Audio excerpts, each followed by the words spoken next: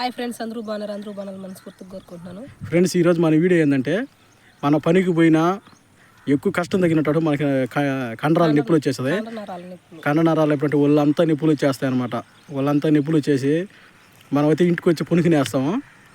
అలాగా మనం కొంతమంది టాబ్లెట్ వేసి పుణికినేస్తారు. మా పల్లెటూర్లలో ఎలా చేస్తారంటే దీనికి ఒక ఆకు తెచ్చుకొని దాన్ని నూనె నూనెతో కాసేసి ఉంటారు అన్నమాట. ఆల్రెడీ వాటిని పూసేసుకుంటారు అన్నమాట కండరాలకి. అంటే మామూలుగా ఎలా చేయాలో చెప్తుంది జాన్సమ్ ఎలా చేయాలి. దాన్ని కాసేసుకున్న తర్వాత మనం స్నానం చేసేసి దాని కానీ పూసేసుకున్నాం అనుకో, లేకపోతే స్నానం చేయకముందైనా పూసుకొని దాని కానీ రాసుకున్నాం అనుకో, ఆ నొప్పులన్నీ లాగేస్తుంది అనమాట. అది అది ఆ ఆకు దగ్గరలోనే ఉంటుంది అనమాట. ఇంటి దగ్గరే ఉంటుంది, ఎక్కడ దొరకకుండా ఎతకబల్లె ఎలుగంచున అక్కడే ఉంటుంది. ఇప్పుడైతే జాన్సమ్ అయితే మీకు ఆ ఆకు చూపిస్తుంది, చూసిండి దాని ప్రాసెస్ ఎలా ఉంటుంది ఏందనేది. ఆగండి ఫ్రెండ్స్, మీరు వీడియో చూస్తున్నారు, ఫస్ట్ లైక్ చేయండి, సబ్స్క్రైబ్ చేయండి కొత్తగా చూసేవాళ్ళైతే. ఇప్పుడైతే మనం అయితే ఈ వీడియోలోకి వెళ్ళిపోతాం. షేర్ చేయండి ఫ్రెండ్స్, 10 మందికి ఉపయోగపడుతుంది. అయిపోతే మర్చిపోబాండి, అయిపోయి చేయండి. ఇప్పుడు జాన్సమ్ అయితే ఆ ఆకు అయితే మనకు చూపిస్తుంది. ఏది జాన్సమ్ ఎక్కడ ఉంది, ఏంది ఎత్తుకరా చూపించు. ఆల్రెడీ అయితే ముందుగానే కోసుకొని వచ్చేస్తుంది. అదా ఈ ఆక ఏమో అనుకోబాకండి, కుప్పింటాక మీకు ఎక్కడ దొరికినా దీని అయితే అసలు వదలకండి. ఇది చాలా ఉపయోగపడుతుంది. ప్రతి వైద్యానికి అయితే ఉపయోగపడుతుంది ఇది కుప్పింటాకు. డాక్టర్లు కాడ పోయినా కూడా డాక్టర్లు కూడా చెప్తారు దీని గురించి విషయం ఏందని. అనుక జనసమా అంటే అంత పవర్ఫుల్ అనమాట ఇది ఈ కుప్పింటాకు అనేది. చెప్పు మన వాళ్ళకి. ఇప్పుడు కండరాల నొప్పులు వస్తాయి, దాన్ని ఎలా వాడాలి ఏంది. కండరాల నొప్పులు అంటే మన చెయ్యిలకి ఏదైనా పారపడి ఏ పైన సరే, అంటే టౌన్లలో వాళ్ళు వాడరు ఎక్కువగా, ఎందుకంటే వాళ్ళు కష్టాలు చేయగట్టు. మా పల్లెటూర్లలో ఎక్కువ నరాల్లో బ్లడ్ తగ్గినాక నొప్పులు వచ్చేస్తాయి అనమాట. ఎక్కువ నీరు పోతుంది. మనం పనులు చేస్తాం కాబట్టి ఎక్కువ నీరు వచ్చేస్తుంది ఎండకి పని చేసి ఈ రోజు వచ్చేసి నరాలని నొప్పులు వచ్చేసి కాలు గిల్లు బట్టి.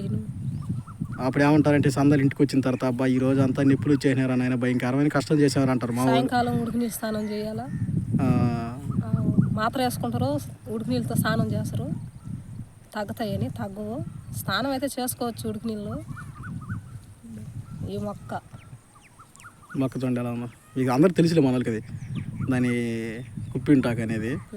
కానీ దీంతో చాలా నాటు వైద్యాలు పనికి వస్తుంది ఈ కుప్పింటాకు అనేది. దీంతో మనం వీడియో పెట్టలా, ఇది మంగళ పెయిన్కి కూడా ఉపయోగపడుతుంది ఫ్రెండ్స్. ఇది మనం అయితే ఈ వీడియో ఆల్రెడీ పెట్టినాం దాన్ని. ఇప్పుడు చెప్పు జాన్సమ్మ ఎట్ట వాడాలి ఏందనేది. యాకైతే కోసేసుకొని కడిగేసుకోవాలి, బాగా నీట్గా ఆకుని కడిగేసుకొని మెత్తగా నూరేసుకోవాలి. నూరేసి ఆ రసం పిండేసుకోవాలి. ఆ రసాన్ని పిండి ఇవ్వాలి.